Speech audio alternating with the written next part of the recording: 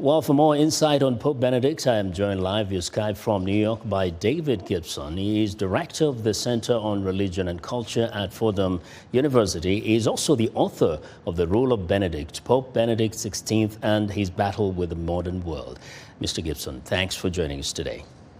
Good to be here, Vincent. Thanks. Now, first, the Pope Benedict came on after 24 years or so of Pope John Paul. In terms of his connecting with the world, how did he connect with faithful in Africa, particularly? Well, Pope Benedict XVI made an unexpectedly close connection with the people of Africa. Look, as you said, he came in after 26 years almost of Pope John Paul II, the Polish Pope who made Africa a special focus of his pontificate. John Paul II traveled at least once a year to Africa and visited dozens of countries.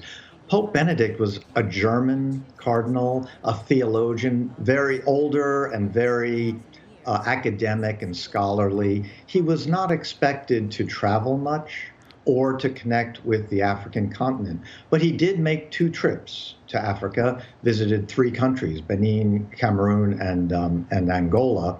And he made that connection, I think, that personal connection. But there were 3 particular things, I think, that Benedict did that endeared him and made him an important figure to the continent. One is that he had a great focus on the environment. Benedict was actually known as the Green Pope for his advocacy on environmental issues and things that are really so critical to the continent. He was also known as, he was also very outspoken on social justice issues and economic justice. He was known as a conservative, but he was very outspoken, very liberal even in our context on that. And thirdly, he appointed a lot of Africans as cardinals and bishops and in critical positions in the hierarchy of the Catholic Church. Well, having been the first one in now 600 years or more to step aside, did he in some way actually create a precedent for future popes, for the current pope, for instance? He did, absolutely. Benedict, again, known as a conservative, did one of the most innovative things in centuries by resigning. And he made way, again, he made way for Francis, a pope from Argentina, from Buenos Aires.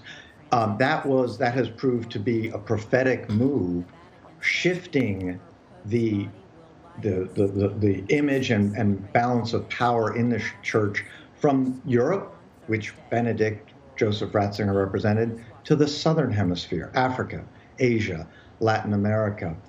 And what the death of Benedict XVI really opens a door for is for Pope Francis to resign and retire at some point, which I fully expect him to do. Francis is 86 years old now, and he said he would like to retire, but he did not want to retire while Benedict was alive.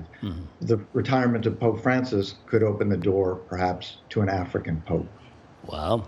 Mr. Gibson, thank you very much.